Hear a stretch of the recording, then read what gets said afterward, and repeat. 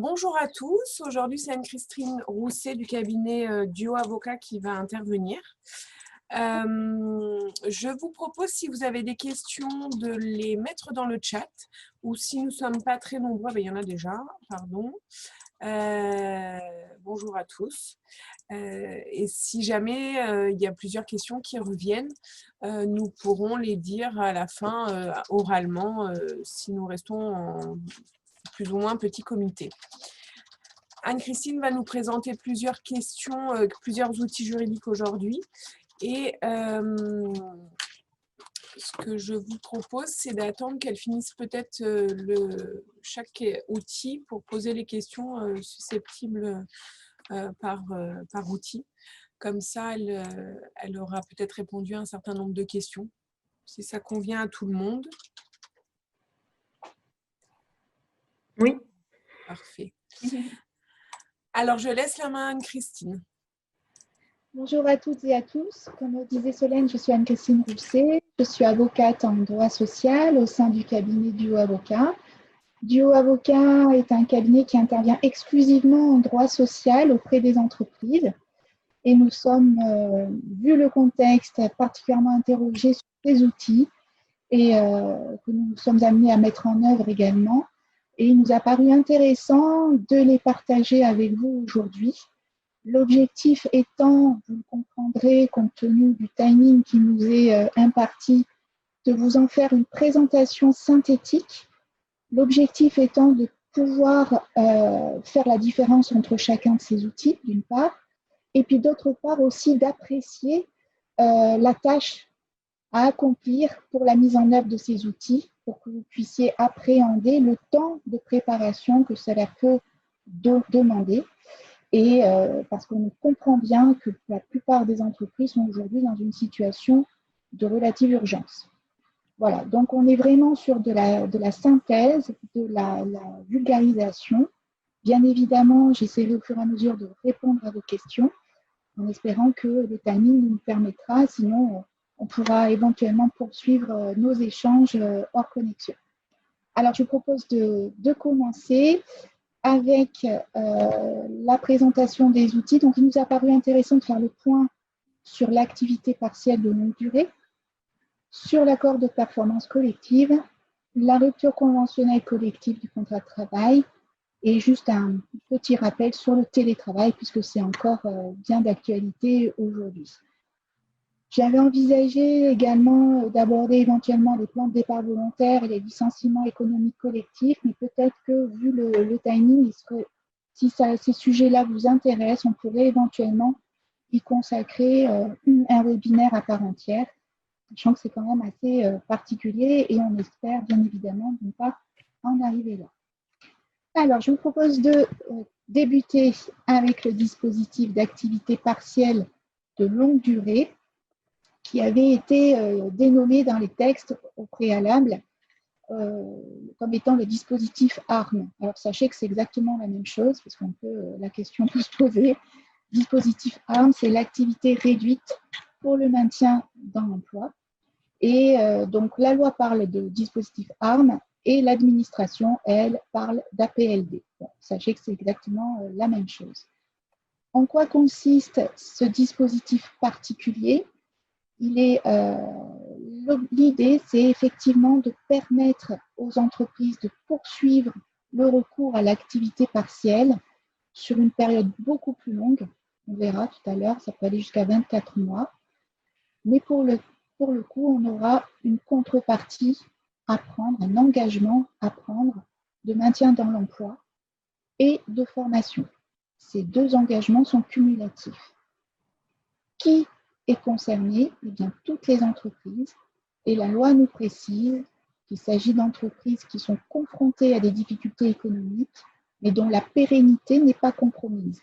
L'intérêt du dispositif, c'est effectivement de permettre aux entreprises de passer la crise en évitant autant que possible de supprimer les emplois.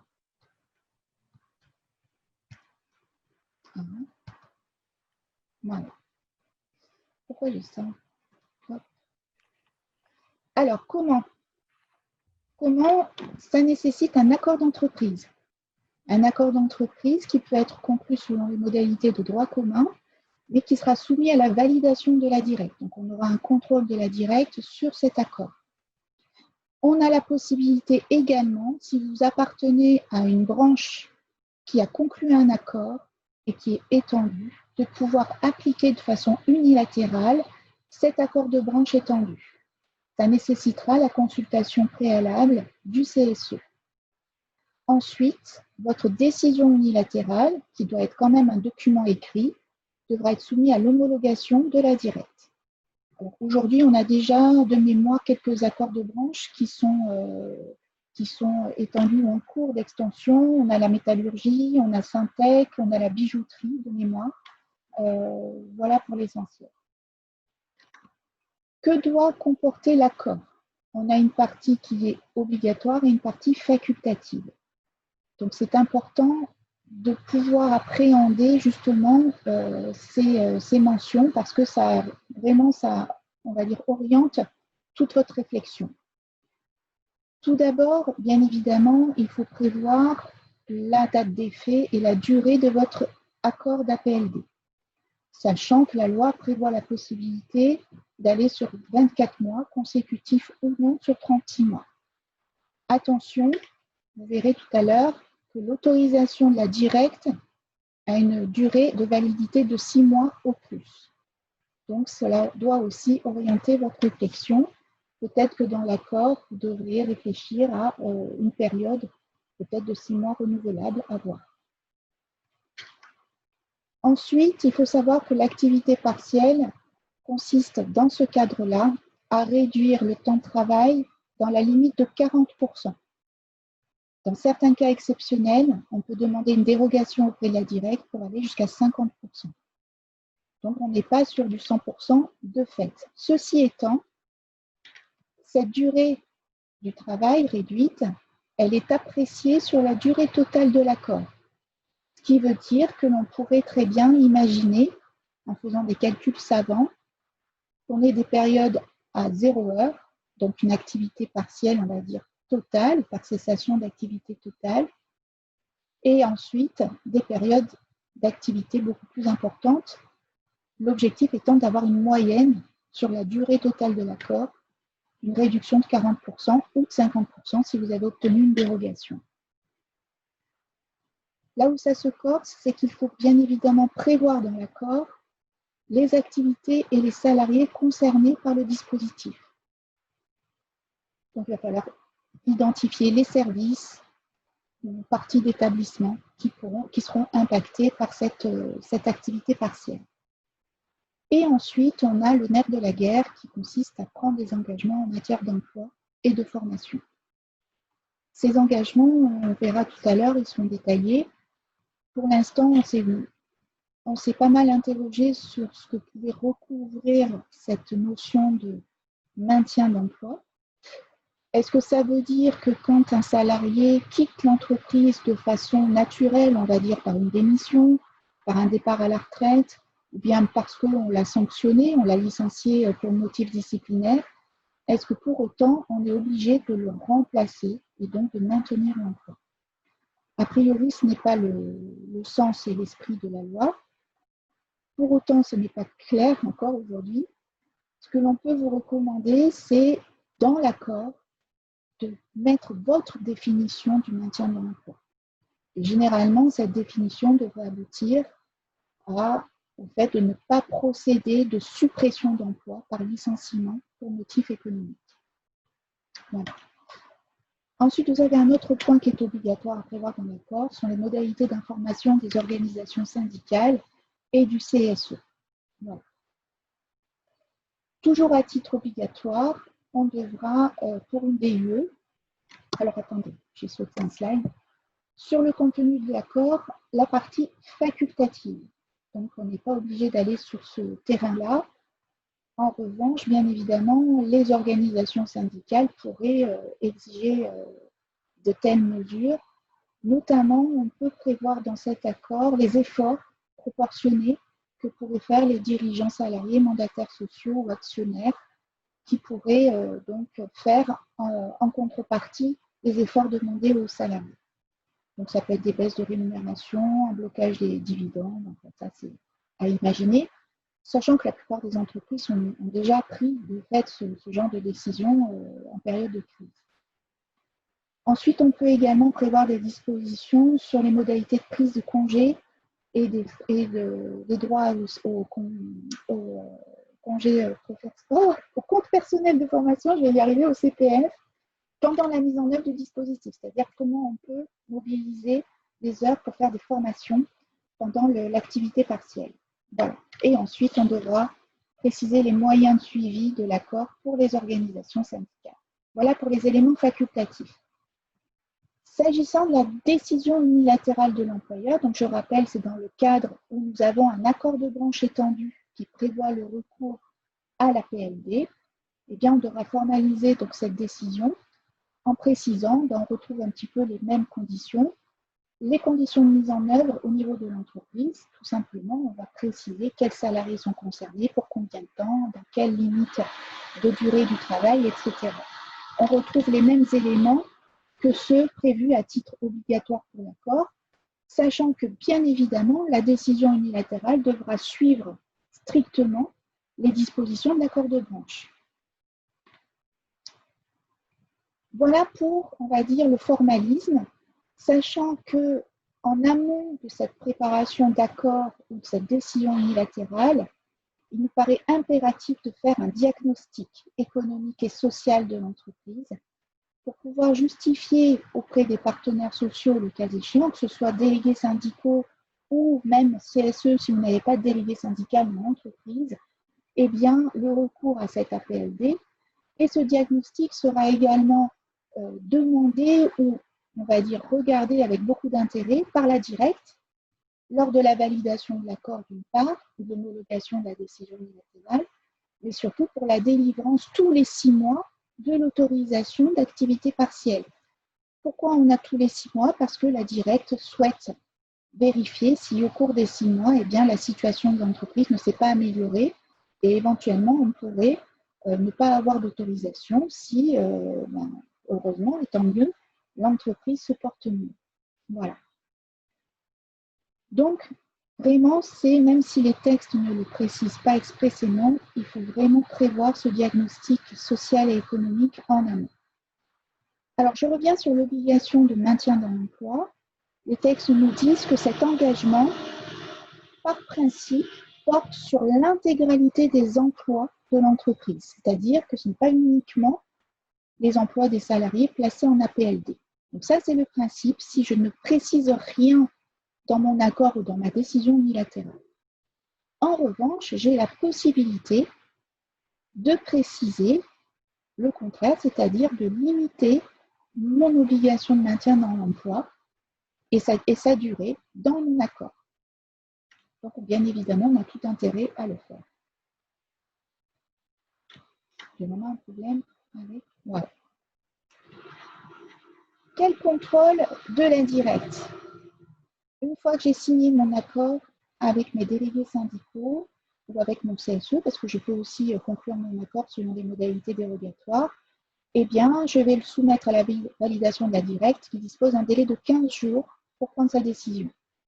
Si je suis passée par une décision unilatérale, ce sera une homologation et le délai sera de 21 jours. On est sur des jours calendaires. La décision est notifiée par voie dématérialisée et elle vaut autorisation de recours à l'activité partielle pour 6 mois.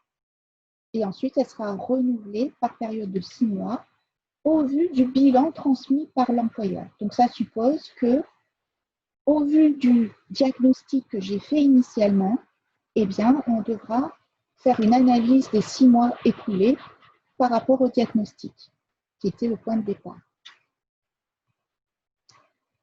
Quelle indemnisation sera prévue pour les salariés placés en activité partielle? Eh bien, on est sur l'indemnisation que l'on a connue pendant la période de crise sanitaire, c'est-à-dire les 70% de la rémunération brute dans la limite des 4,5 SMIC. Donc, on est sur les mêmes modalités de calcul que l'on connaît aujourd'hui. Pour l'employeur, aujourd'hui, parce que l'on ne sait pas si ça peut peut-être évoluer, on est sur 60% de la rémunération, ce qui revient à indemniser l'employeur à hauteur de 85% de ce qui est versé aux salariés. Bien évidemment, l'employeur a la possibilité, dans l'accord, de prévoir un maintien, enfin un complément, bien sûr, pour réduire l'écart de rémunération. Mais bien évidemment, ça n'est pas une obligation. Est-ce que je peux cumuler mon APLD avec l'activité partielle que nous connaissons aujourd'hui? Eh bien, non. Bien évidemment, pas au même moment et pour un même salarié. C'est-à-dire un salarié doit soit relever de l'activité partielle classique, soit relever de l'APLD. Ça tombe sous le sens.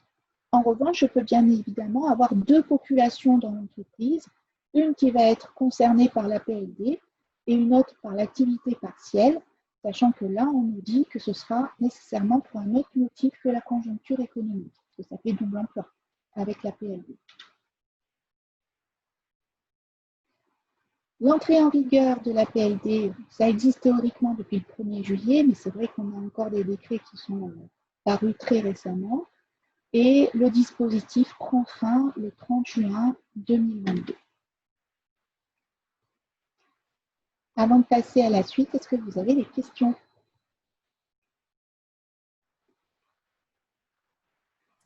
Alors, n'hésitez pas à prendre la parole ou à les écrire dans le chat, hein, si vous voulez. Est-ce qu'il y a des questions ou est-ce que vous voulez qu'on continue? Apparemment, il n'y a pas de questions pour l'instant. Allez. On continue. Je poursuis avec l'accord de performance collective. Alors, cet accord de performance collective est très à la fois controversé et porté au nu. Pourquoi? Parce qu'il permet à l'entreprise, eh bien, finalement, de s'adapter par rapport à son fonctionnement, par rapport à la conjoncture économique. Ça peut permettre de préserver l'emploi, ça peut effectivement être une solution à beaucoup de freins qui sont dans l'entreprise. Donc, on peut avoir plusieurs objectifs quand on utilise l'accord de performance collective. C'est soit pour faire face à des difficultés économiques, mais attention, hein, si on est obligé plus tard de faire un licenciement, il faudra veiller à l'articulation entre les deux dispositifs. Soit un objectif organisationnel, c'est-à-dire on veut, par exemple, modifier l'organisation du temps de travail, le management, ou alors un objectif offensif qui est un objectif de croissance et de développement. Donc, vous voyez que c'est un outil particulièrement souple. Quel est l'intérêt de cet outil? Eh bien, c'est que tout simplement, bien sûr, toutes les entreprises peuvent y recourir, c'est qu'en fait, c'est un outil qui permet d'imposer aux salariés une modification de son contrat de travail. Et c'est vrai que le contrat de travail est quelque chose qui est sanctuarisé dans l'entreprise, puisqu'on ne peut y toucher qu'avec l'accord du salarié. Ça, on va dire que c'est dans un monde idéal, quand le salarié est d'accord pour modifier son contrat de travail, on fait un avenant et tout va bien. Après, on a également la modification du contrat de travail pour motif économique, ce qui suppose que l'on ait un motif conforme à ce qui peut exiger un juge en cas de licenciement économique. Et on a une procédure stricte à respecter, qui peut aussi prendre du temps, puisqu'il faut un délai de réflexion d'1 mois. Et si le salarié n'est pas d'accord avec cette modification, on est contraint de licencier pour motif économique. Si nous avons plus de 9 refus, eh bien, ça oblige à l'entreprise de mettre en place un plan de sauvegarde de l'emploi, un PSE, puisque dès lors qu'on envisage plus de 9 licenciements pour motif économique, on a cette obligation. L'intérêt de l'accord de performance collective, c'est de prévoir justement ces modifications du contrat de travail. Et si le salarié refuse cette modification, il n'est pas licencié pour motif économique, il est licencié pour un motif spécifique qui est individuel et personnel, qui est réputé réel et sérieux. En fait, c'est une catégorie de licenciement spécifique qui est propre à l'accord de performance collective. Et finalement, je vais avoir autant de licenciements individuels que de refus. Je n'ai pas de procédure de licenciement collectif à mettre en place. Donc, on voit bien évidemment l'intérêt que peut présenter cet accord de performance collective. Il est évident que, avant de mettre en place ce type d'accord, l'objectif, c'est d'identifier les freins que j'ai dans mon entreprise et que je veux lever par ce type d'accord. Ces freins, c'est quoi? C'est bien tout ce qui sera contractualisé. Puisque finalement, si je fais un accord uniquement pour mettre en place une annualisation du temps de travail, je n'ai pas besoin de faire un accord de performance collective pour ça, parce que ça ne constitue pas en soi une modification du contrat. En revanche, par exemple, si je veux supprimer les parts variables prévues dans les contrats de travail parce qu'elles me coûtent trop cher, si je veux modifier la durée du travail qui est prévue dans les contrats, par exemple des contrats qui sont exprimés base 39 heures et que je veux passer à 35 heures, ce qui va nécessairement impliquer une modification de la rémunération.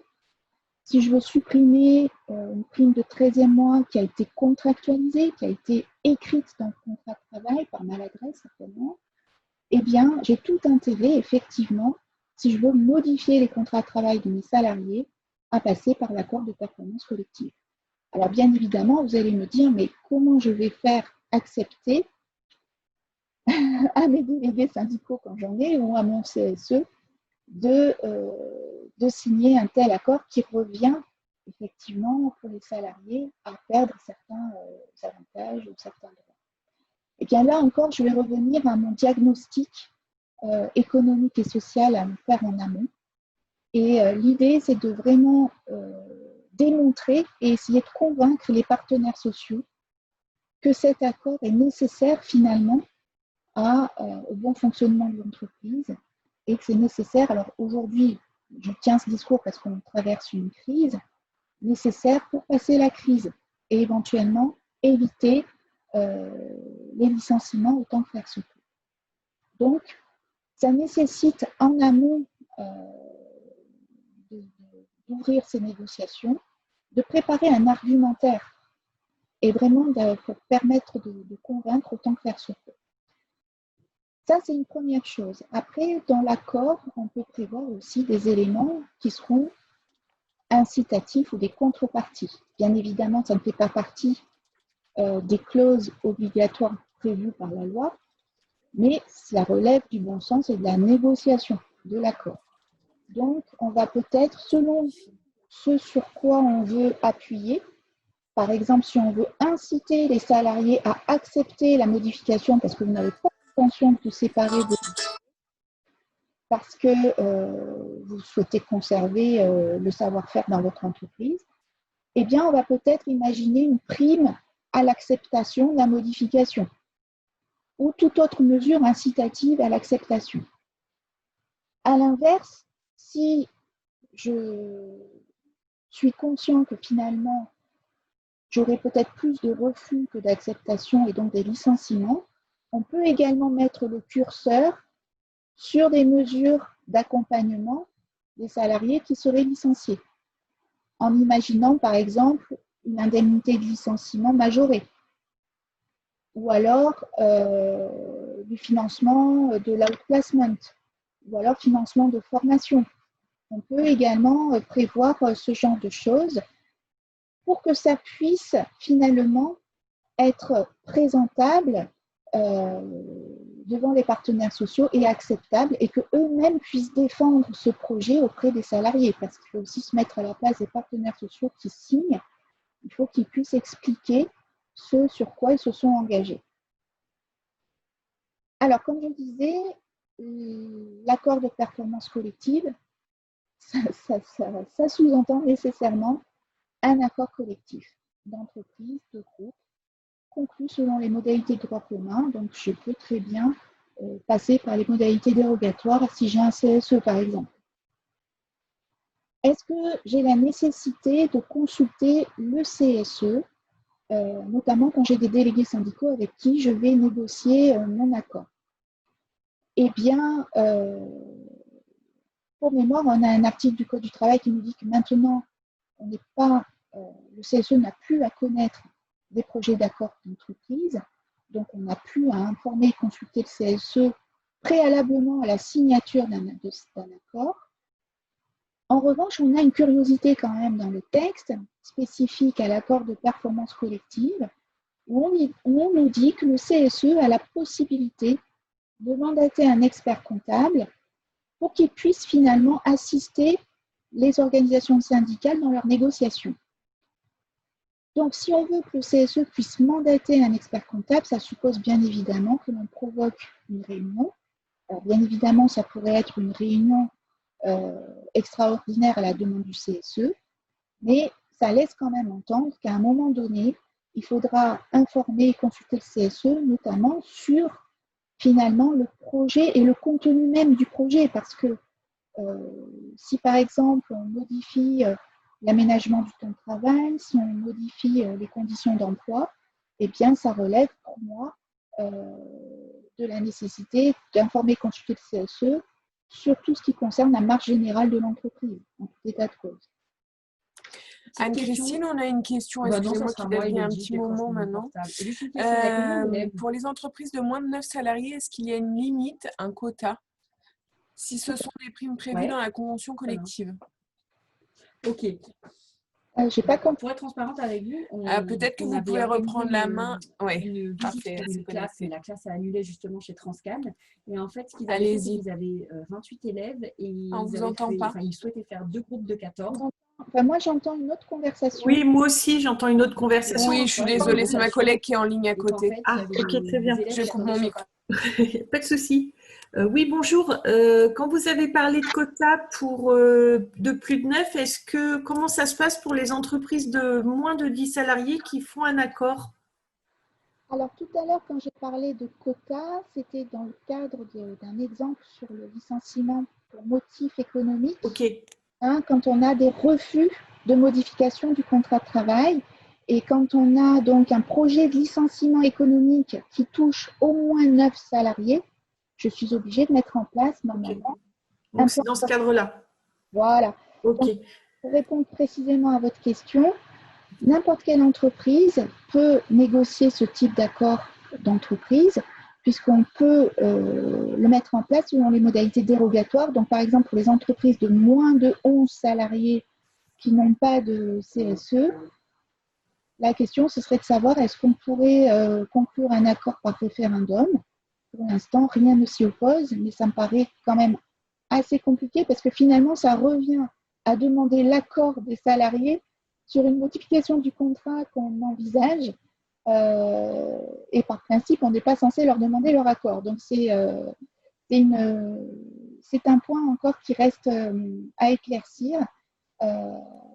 Voilà. Mais normalement, théoriquement, on devrait pouvoir mettre en place un accord de performance collective dans les petites entreprises. Et je me permets, j'avais une autre question, pardonnez-moi. Vous avez dit que certaines primes pouvaient être, pardon pour le terme, mais neutralisées par le biais de l'accord comme des primes 13e mois. Mais quand ces mêmes primes sont prévues dans la convention, alors vous avez parlé des primes indiquées dans les contrats de travail, mais quand ces primes, prenons l'exemple du 13e mois, quand elle est indiquée dans la convention collective, est-ce qu'on peut le faire aussi? Alors, généralement, en fait, il faut savoir aujourd'hui qu'un accord d'entreprise prime sur un accord de branche, sauf dans certains domaines sanctuarisés, mais par exemple, une prime de 13e mois pourrait être remise en cause par un accord d'entreprise. Mais bien évidemment, quand on veut supprimer un élément de rémunération, s'il n'a pas été contractualisé, tout va bien, mais justement, quand c'est contractualisé, ça constitue un frein pour l'entreprise et elle n'a pas d'autre choix, soit de recueillir l'accord du salarié, soit de mettre en place un accord de performance collective. Voilà. Et je finirai, pardon, dernière question pour ne pas monopoliser. Quand vous avez parlé tout à l'heure du chômage longue durée, la question que j'ai est sur tous les accords de branche ne sont pas sortis sur la possibilité de l'extension de ce chômage longue durée. Donc, par exemple, hier, il y a pour la Syntec, c'est sorti hier. Tant que ce n'est pas sorti au niveau des conventions collectives, c'est plus compliqué finalement pour faire le chômage partiel longue durée. Donc, est-ce qu'on passe outre ou est-ce qu'il vaut mieux attendre et temporiser? Et dans ces cas-là, les sociétés ne peuvent pas avoir de chômage partiel longue durée dans ces cas-là. Disons que vous avez deux voies possibles, c'est soit la négociation, enfin la conclusion d'un accord d'entreprise, selon les modalités de droit commun ou dérogatoire, soit, si vous n'avez pas d'accord de branche étendu, vous n'avez pas d'autre choix que de passer par un accord. Et bien évidemment, vous ne pourrez pas passer outre, hein, c'est-à-dire mettre en place l'activité partielle de façon unilatérale sans accord de branche, puisque comme on l'a vu tout à l'heure, il y a un contrôle qui est effectué par la directe, et la directe va nécessairement rejeter votre demande si elle n'est pas appuyée par un accord de branche étendu. Oui, parce qu'entre juillet et septembre, il n'y avait que 2 conventions collectives qui avaient signé des accords, la métallurgie et je ne sais plus quelle autre. Donc forcément, ça limite pour pouvoir le mettre en place, quoi. Exactement, surtout pour les petites entreprises, je suis d'accord. Absolument. Et c'est pour ça que c'était avec ironie que je disais que la PLD était entrée en vigueur le 1er juillet, hein, parce que c'est vrai que c'est plus théorique qu'autre chose, cette entrée en vigueur. Et en fait, je pense que les choses vont se précipiter, enfin, on espère tous, d'ici la fin de l'année, puisque on arrive au bout du bout de l'activité partielle spécifique à la crise sanitaire. En tout cas, c'est la volonté du gouvernement de passer à un autre dispositif plus pérenne et plus long.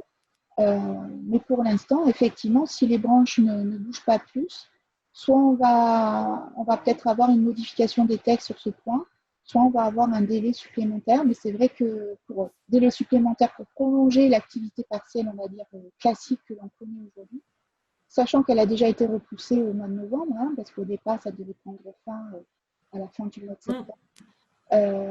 Voilà, donc à suivre. Ok, merci beaucoup et excusez-moi. Je vous en prie.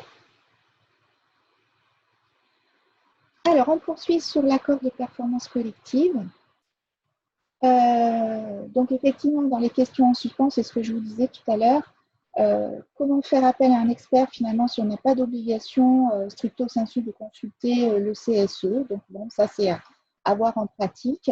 Et ensuite, la question se posait, elle a été précisée par question-réponse du ministère il n'y a pas longtemps, c'est récent, savoir comment est financé cet expert comptable. Eh bien, le ministère, alors pour l'instant c'est le ministère qui nous le dit, ça n'a pas été traduit dans les textes, on aura une prise en charge à hauteur de 80% par l'employeur. Le contenu de l'accord de performance collective, eh bien, le contenu est finalement très large, très vague et en même temps assez réduit. Donc, on a la possibilité d'aborder les sujets suivants dans un accord de performance collective. Tout ce qui concerne la durée du travail, ses modalités d'organisation et de répartition. Typiquement, on utilise énormément l'accord de performance collective pour mettre en place pour la première fois dans l'entreprise ou pour mettre à jour un accord relatif au forfait annuel en jour, puisque le forfait annuel en jour, par définition, nécessite un avenant au contrat de travail pour mettre en place la convention individuelle de forfait. Donc, c'est vrai que l'accord de performance collective est très pratique parce que ça permet d'appliquer à une même population et au même moment la même organisation du temps de travail sans avoir des populations à plusieurs vitesses. Ensuite, on a l'aspect rémunération et ses accessoires, comme je vous disais tout à l'heure. Et ensuite, on a l'aspect mobilité professionnelle ou géographique interne à l'entreprise. Donc, quand on parle mobilité professionnelle, c'est tout ce qui concerne la progression dans l'entreprise, hein, les promotions, la formation, l'évolution. Et puis, géographie, bien sûr, c'est tout ce qui concerne les mutations.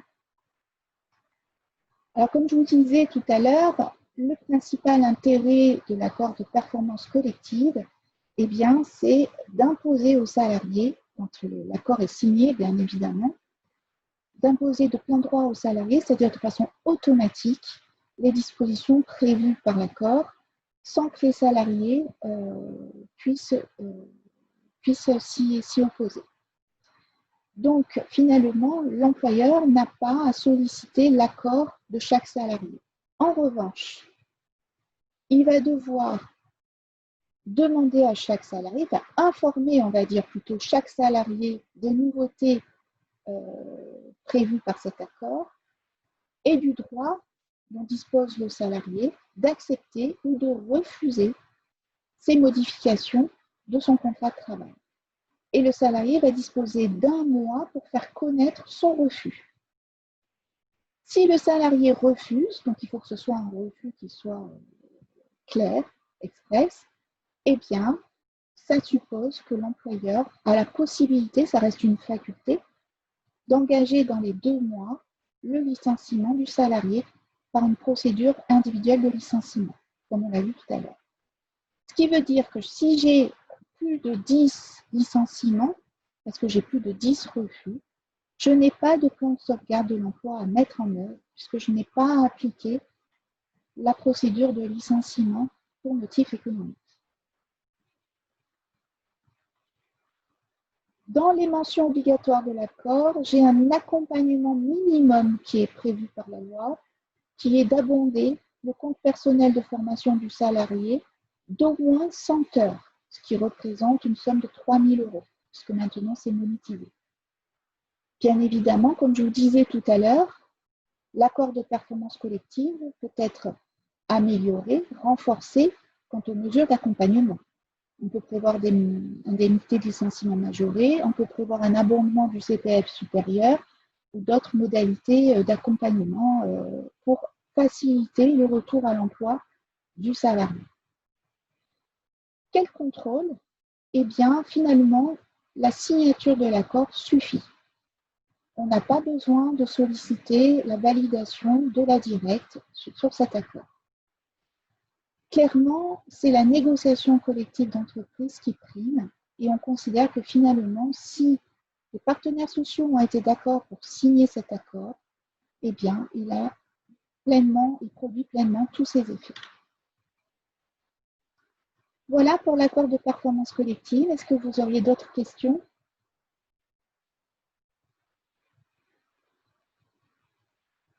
Pour l'instant, pas de questions. On peut continuer. S'il y en a, n'hésitez pas à vous manifester. Ah oui, si, une question finalement. Oui, excusez-moi, juste la durée de l'accord, est-ce qu'il est sans limite? C'est vous qui choisissez la durée de l'accord collective. Il peut être à durée indéterminée, notamment si vous mettez en place un forfait annuel en jours. Vous avez tout intérêt à ce qu'il soit conclu pour une durée indéterminée. Après, vous avez des accords de performance collective qui peuvent être à durée déterminée, notamment ça concerne essentiellement les accords qui remettent en cause des éléments de rémunération. Et le plus souvent, ce qui se fait, c'est que on va dire, c'est une suppression temporaire de ces éléments dans l'espoir d'un retour à meilleure fortune de l'entreprise. Et dans ce cadre-là, le plus souvent, on prévoit une durée déterminée. Mais c'est vraiment au cas par cas, tout dépend de ce que souhaite l'entreprise et quelles sont ses priorités et ses objectifs. Ok, merci beaucoup. C'est tout bon? Pas d'autres questions, pardon? Il y a plusieurs formats. Non, eh ben on peut continuer alors. Allez, on poursuit avec la rupture conventionnelle collective. Alors, la rupture conventionnelle collective, finalement, est un dispositif assez particulier qui permet les départs volontaires, en fait. En fait, on va prévoir par accord la possibilité pour un certain nombre de postes de quitter l'entreprise volontairement en signant des ruptures conventionnelles individuelles. Donc, c'est un accord qui généralement est conçu pour restructurer l'entreprise en dehors de tout contexte de difficulté économique. C'est ce que nous précisent les textes. Maintenant, c'est vrai qu'aujourd'hui, on est dans la plupart des entreprises ont un contexte de difficulté économique. Donc, c'est un outil quand même à utiliser avec précaution, notamment parce que si le nombre de suppression de postes que l'on envisage n'est pas atteint, on a l'obligation de maintenir les emplois et on ne peut pas engager de licenciement économique pour atteindre le quota d'emplois que l'on souhaitait supprimer. Je m'explique, vous avez une entreprise qui estime avoir un sureffectif de 20 personnes et donc elle propose aux salariés de partir par le biais d'une rupture conventionnelle collective. Si nous n'avons que 10 salariés qui acceptent cette rupture conventionnelle collective, eh bien, je ne pourrai pas mettre en place un licenciement économique, notamment pour supprimer les 10 autres postes qui n'ont pas été supprimés parce que les salariés n'ont pas accepté de partir. Donc, c'est pour ça que c'est un dispositif quand même assez particulier. Et généralement, en période de crise économique, on va plutôt sur la notion de plan de départ volontaire autonome si on veut vraiment faciliter les départs. Mais voilà, ça c'est un autre sujet. Alors, la rupture conventionnelle collective, elle est offerte à toute entreprise, quel que soit son effectif, et ça nécessite là aussi la conclusion d'un accord. Cet accord doit exclure, comme je vous disais à l'instant, tout licenciement pour atteindre les objectifs en termes de suppression d'emploi. Ce qui revient finalement indirectement à un engagement de maintien dans l'emploi. Les effets de cette rupture conventionnelle collective, de cet accord, si j'ai un salarié qui est volontaire au départ, eh bien l'employeur, s'il accepte la candidature, on verra tout à l'heure les critères, eh bien, ça se traduira par une rupture du contrat de travail d'un commun accord. Quel est le contenu de l'accord? Il est assez strict. Tout d'abord, on va préciser les modalités et conditions d'information du CSE, s'il existe. Ensuite, c'est là qu'on va devoir préciser le nombre maximal de départs envisagés et de suppression de postes associés, et la durée pendant laquelle les ruptures pourront être engagées sur le fondement de l'accord. Par exemple, on peut signer un accord et le départ, on va dire volontaire, est ouvert pendant 1 mois, 2 mois, 3 mois, délai pendant lequel les salariés seront autorisés à se porter volontaires. D'accord? Ensuite, les conditions, l'accord doit préciser les conditions que doit remplir le salarié pour bénéficier de la rupture conventionnelle. C'est là que c'est assez délicat pour l'employeur, car il doit partir sur des critères qui sont objectifs et qui ne doivent pas être discriminatoires. C'est-à-dire que je ne dois pas me baser, par exemple, sur l'âge, sur le sexe, sur certaines catégories, etc., etc. Donc, les conditions vont être le plus souvent des conditions objectives d'appartenance à un service ou à un métier, et, ou alors aussi sur l'existence éventuellement d'un projet professionnel que pourrait avoir le salarié. Donc ça, c'est vraiment le point le plus délicat de l'accord sur lequel il faut particulièrement réfléchir. Ensuite, on a les modalités de présentation et d'examen des candidatures. Donc ça, l'accord doit préciser comment les salariés se portent candidats, comment la candidature est traitée par l'employeur et les délais, bien évidemment. Ensuite, on verra également dans l'accord les modalités de conclusion de la convention individuelle de rupture conventionnelle, sachant que là, on est sur une modalité de droit commun. On verra également les modalités de calcul de l'indemnité de rupture, sachant que comme en matière de rupture conventionnelle individuelle, je ne peux pas aller en deçà, bien sûr, du montant légal de l'indemnité de licenciement. Et ensuite, je dois prévoir également les éventuels critères de départage si finalement j'ai plus de candidats que ce que je souhaitais au départ. Candidats au départ, bien évidemment. Ensuite, l'accord doit prévoir des mesures d'accompagnement des salariés qui vont accepter de partir.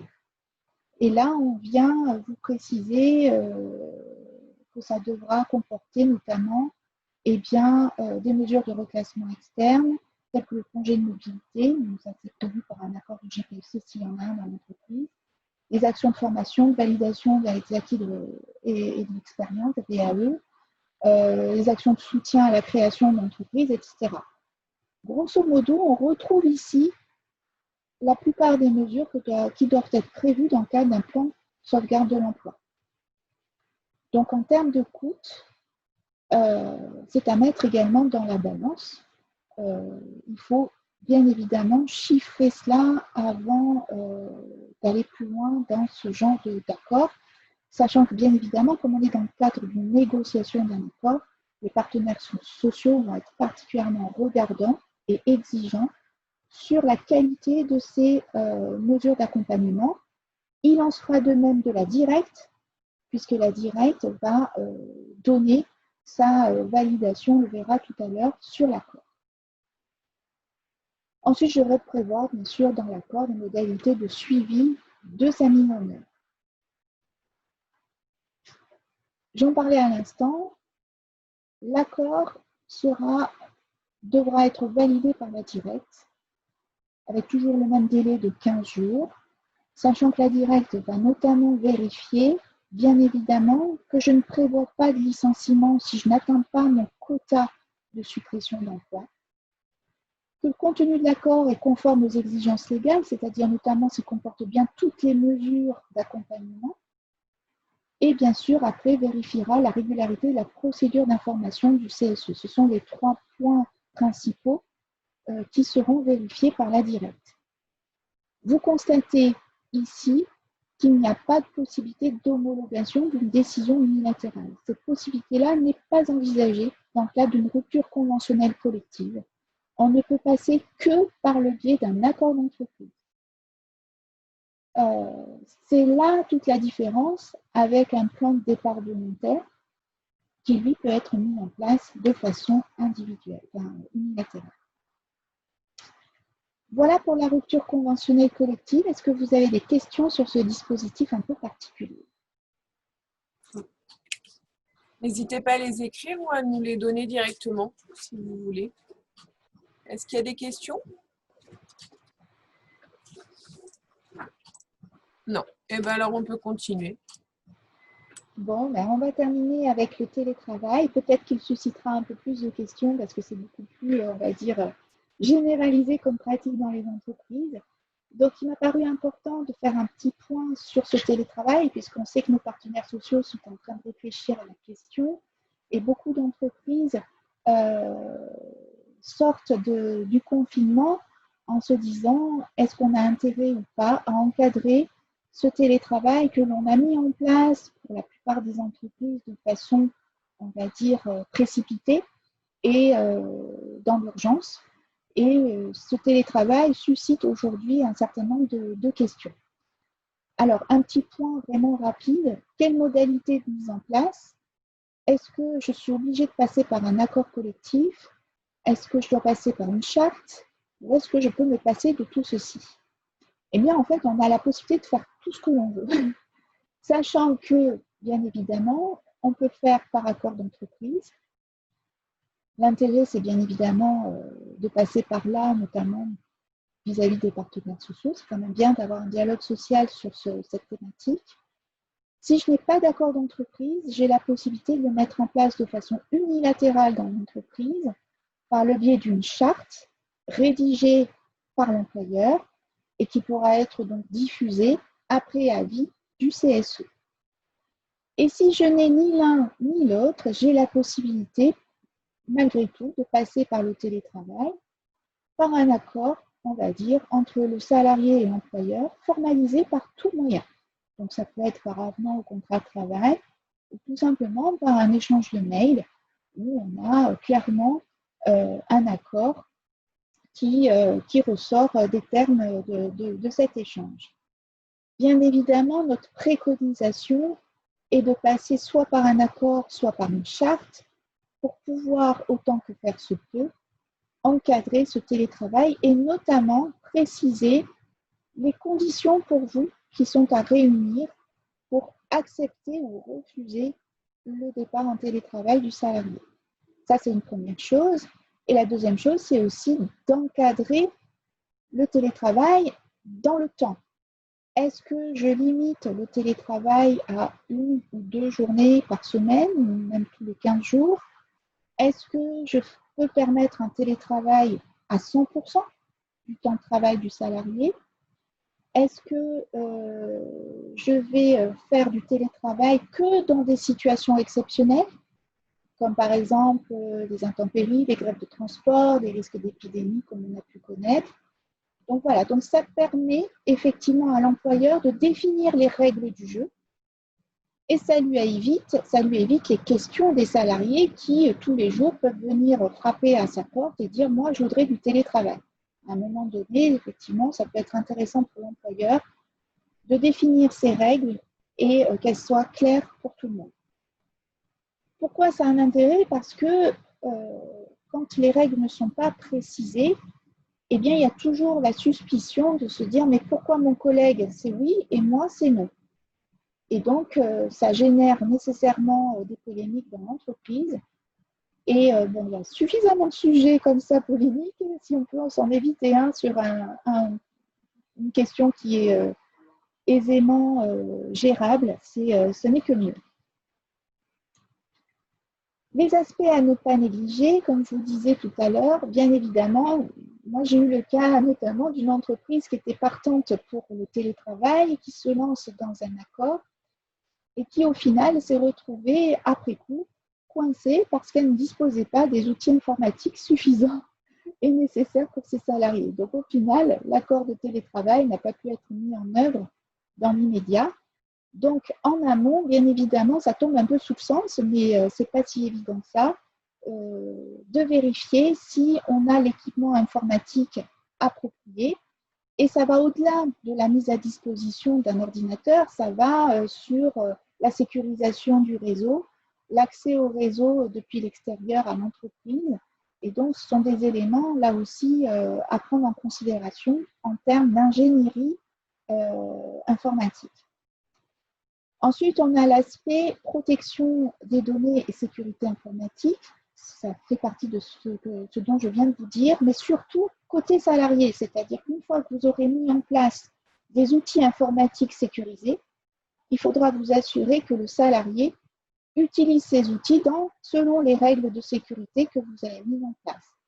Et notamment le fait que le salarié n'imprime pas de documents quand il n'est pas chez lui, quand il n'est pas sur son lieu de travail, qu'il est chez lui, qu'il ne sorte pas ses informations par téléchargement par le biais de sa messagerie pour pouvoir travailler sur des sujets. Enfin, voilà, il faut faire en sorte que, alors bien sûr, tout dépend de la nature de l'activité de l'entreprise et du caractère sensible ou pas des données qu'elle possède, mais je pense que toute entreprise a quand même la protection à minima de ses clients et des informations les concernant à gérer.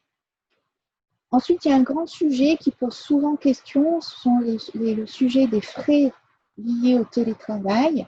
Que doit-on prendre en charge? Eh bien, on a, on va dire, deux grandes catégories de frais.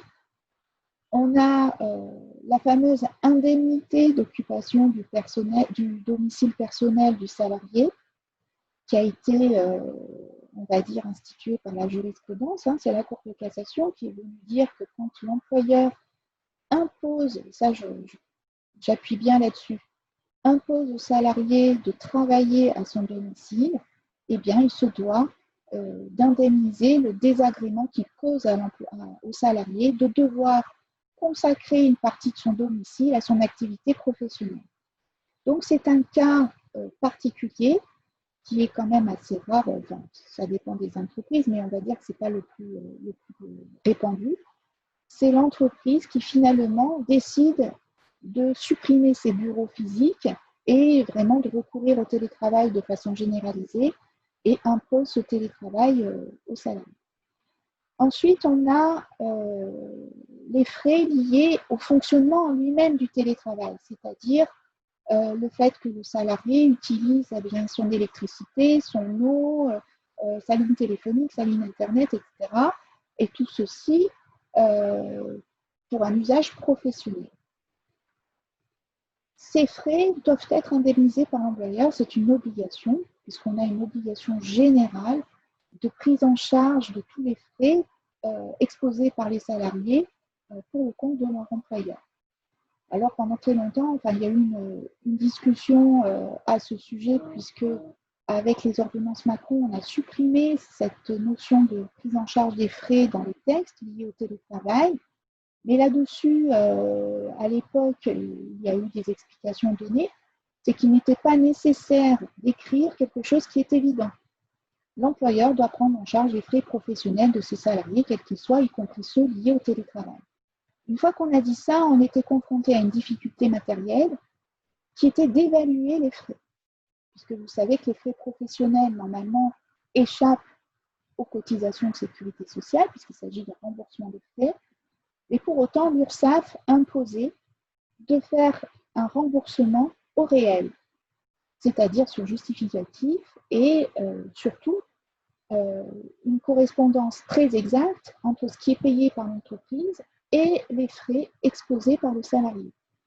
Ce qui était quasiment impossible puisque nous avons maintenant de façon quasiment partout des abonnements globaux pour le téléphone, pour l'Internet, pour la télévision, et comment isoler dans ces abonnements la partie d'utilisation professionnelle. C'est quasiment impossible.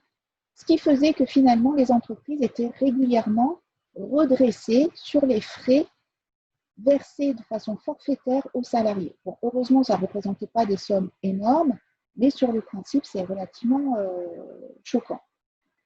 Récemment, avec la crise sanitaire, l'URSSAF a publié sur son site un barème forfaitaire de prise en charge des frais. Au jour d'aujourd'hui, ce barème forfaitaire n'a pas de valeur juridique, puisqu'il n'est pas prévu par un texte, il n'est pas intégré à l'arrêté de 2002 sur la prise en charge des frais. Il n'est pas non plus intégré dans une circulaire publiée. Donc aujourd'hui, c'est une simple, on va dire, tolérance de la part de l'URSSAF. Mais finalement, cette tolérance, elle tombe à point nommé, elle correspond à l'ère du temps, et aujourd'hui, la plupart des entreprises l'utilisent. De mémoire, il s'agit, je crois, de 10 € par mois, par jour télétravaillé. Voilà. Ensuite, dans les autres points de vigilance à avoir, il y a l'aspect assurance. Le salarié doit pouvoir utiliser son domicile à des fins professionnelles, à voir. Et la formation spécifique des télétravailleurs, ça aussi, ça permet de sécuriser le télétravail. D'une façon plus générale, il faut également avoir en tête que le domicile devient le lieu de travail du salarié et que dans ce cadre, vous êtes tenu à votre obligation de sécurité également sur ce lieu de travail qui est dans le domicile. Donc, il faut avoir des précautions à prendre particulières, intégrer le télétravail dans votre document d'évaluation des risques professionnels et que ce télétravail fasse l'objet de mesures de prévention. Voilà, je crois que j'en ai terminé avec le télétravail. Est-ce que vous avez des questions? Alors, n'hésitez pas à prendre la parole maintenant, puisque toutes les grandes thématiques ont été abordées. Et il nous reste, on peut déborder de 5 petites minutes si vous le souhaitez. Donc, pour ceux qui n'auraient éventuellement pas de micro, vous pouvez les écrire directement dans le chat. Et ceux qui ont des micros, vous pouvez prendre la parole.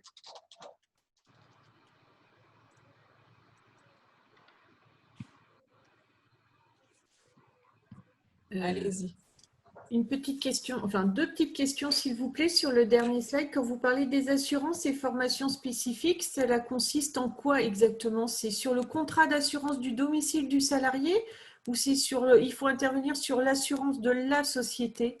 Pour moi, il y a les deux aspects à prendre en compte. Voilà, il y a une question du même type en termes d'assurance. Quelles sont les obligations concrètes pour le télétravail?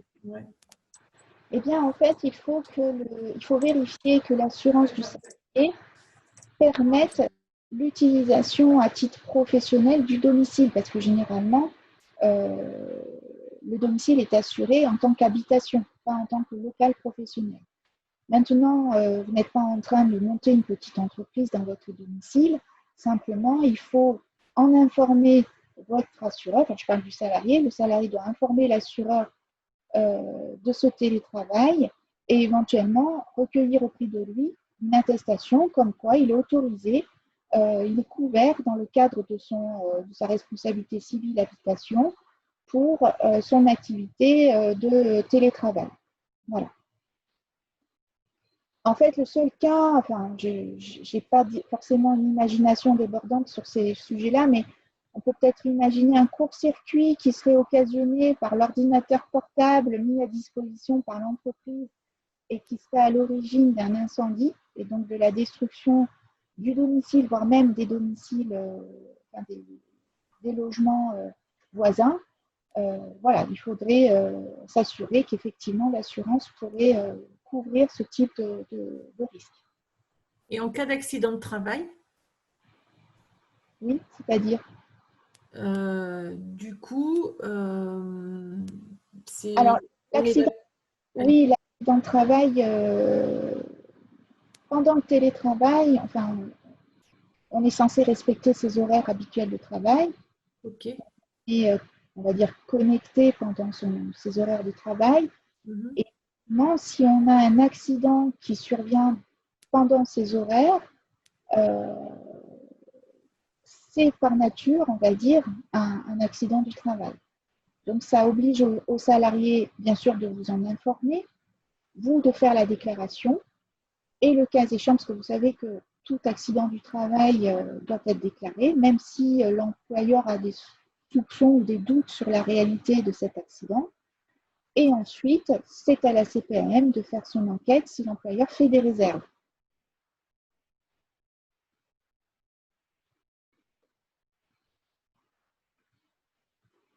S'agissant de la formation, pardon, c'est moi où il y a du bruit derrière, désolée. Est-ce qu'il y a d'autres questions? Ah, on n'entend plus Anne-Christine. Ah, ça y est, c'est revenu. Oui, sur l'aspect formation, une petite précision. La formation, elle est assez simple. Hein, c'est de permettre aux salariés d'appréhender en quoi consiste le télétravail, surtout de pouvoir vérifier son aptitude à utiliser le travail à distance, sachant que ça, normalement, c'est vérifié en amont de la demande de télétravail, et puis surtout de pouvoir permettre de donner toutes les informations aux télétravailleurs sur la situation dans laquelle il se trouve, c'est-à-dire quelle personne il peut contacter quand il a une difficulté d'ordre technique, notamment problème de connexion informatique, quelles sont ses plages horaires de travail, quelles sont ses plages horaires de déconnexion, le fait qu'on lui rappelle qu'il a les mêmes droits que les autres salariés qui travaillent sur place, donc même droit à la formation, même droit à être convié aux réunions, etc. Voilà, donc cette formation, elle est vraiment sur mesure, imaginée par chaque entreprise. Et je pense que la formation doit être surtout réfléchie pour les managers, plus que pour le télétravailleur au final. Parce que le manager doit finalement être sensibilisé à la nécessité de garder le contact avec ses équipes, à la nécessité de continuer à les former sur le tas comme ils pouvaient le faire quand ils étaient dans les locaux d'entreprise, et puis surtout la nécessité de respecter les plages horaires de travail et de connexion. Ça répond à votre question? Oui, c'est parfait, merci.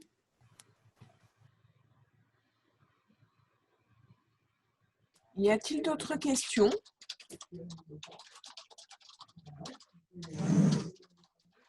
Non.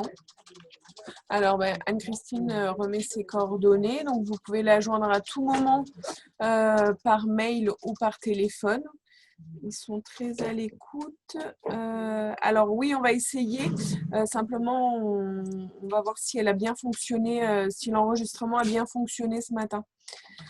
Normalement, oui, mais on a un petit doute, c'est pour ça. Sinon, vous pourrez le retrouver comme d'habitude sur le replay sur le site www.upe.06.com dans le replay des visioconférences. Voilà. Et si vous n'avez pas d'autres questions, je vous souhaite une belle journée et je vous dis à bientôt. À bientôt, bonne journée à tous. Merci pour votre attention. Merci, bonne journée. Merci beaucoup.